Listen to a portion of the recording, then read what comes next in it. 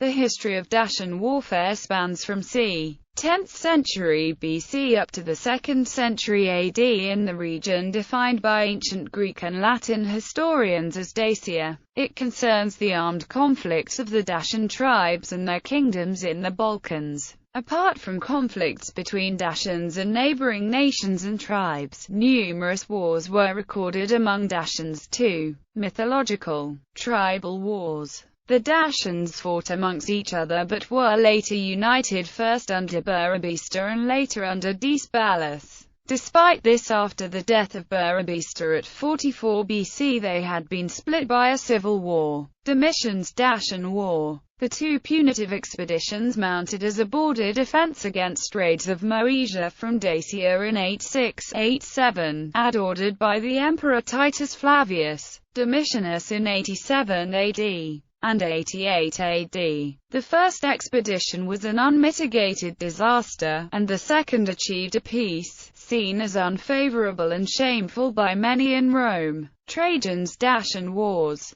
Trajan's Dacian Wars, the two campaigns of conquest ordered or led by the Emperor Trajan in 101–102 AD, and 105–106 AD from Moesia across the Danube north into Dacia. Trajan's forces were successful in both cases, reducing Dacia to client-state status in the first, and taking the territory over in the second. These wars involved no less than 13 legions. Dacian troop types and organization. Infantry and cavalry. The Dacian tribes were part of the greater Thracian family of peoples. They established a highly militarized society and, during the periods when the tribes were united under one king, posed a major threat to the Roman provinces of Lower Danube. Dacia was conquered and transformed into a Roman province in 106 after a long, hard war. The most important weapon of the Dacian arsenal was the phalanx.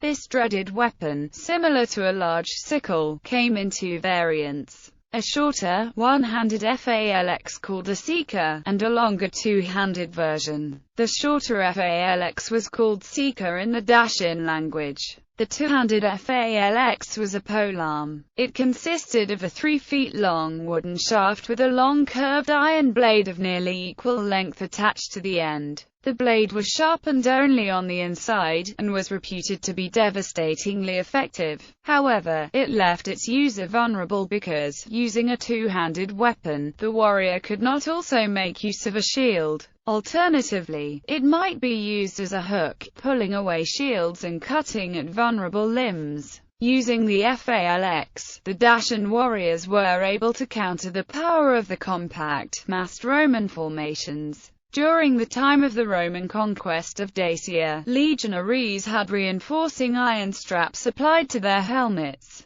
The Romans also introduced the use of leg and arm protectors as further protection against the phalanxes. The Dacians were adepts of surprise attacks and skillful, tactical withdrawals using the fortification system. During the wars with the Romans, fought by their last king Decebalus, the Dacians almost crushed the Roman garrisons south of the Danube in a surprise attack launched over the frozen river. Only the intervention of Emperor Trajan with the main army saved the Romans from a major defeat. But, by 106, the Dacians were surrounded in their capital Sarmizegetusa. The city was taken after the Romans discovered and destroyed the capital's water supply line. Dacians decorated their bodies with tattoos like the Illyrians and the Thracians. The Pannonians north of the Drava had accepted Roman rule out of fear of the Dacians. Dacia remained a Roman province until 271.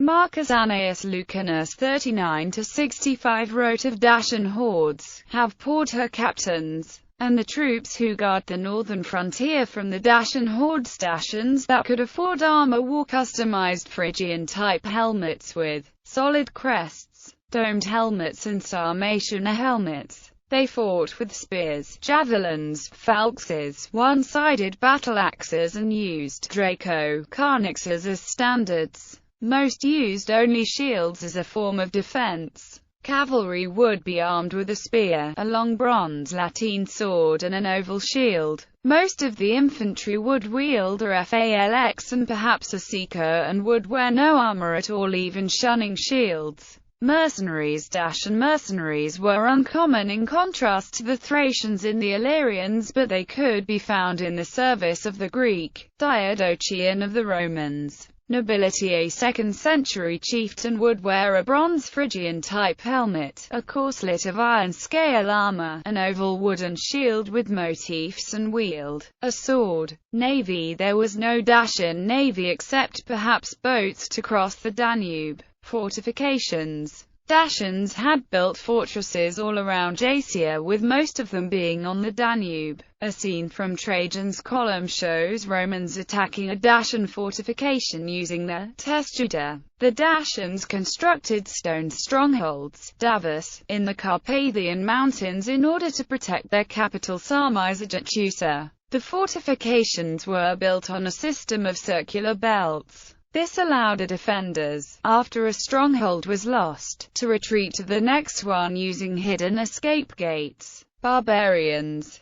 Dacians were shown by Trajan as dignified and heroic, but still dangerous and unable to stand against the might of Rome. 1st century BC poet Horace writes of them in one of his works and mentions them along with the Scythians as tyrants and fierce barbarians. Later historian Tacitus writes that they are a people that can never be trusted. The ancient Greeks expressed admiration and respect for Burebista. List of Dacian battles. This is a list of battles or conflicts that Dacians had a leading or crucial role in, rarely as mercenaries. They were involved in massive battles against Roman legions. Unknown date. Celtic Boyar in Bohemia against Dacian tribes from the lower Danube. Dacian victory. 1st century BC. Dacians against Scordissa. Dacian victory. 86. 87. First Battle of Tarpi. Dacian victory. 88.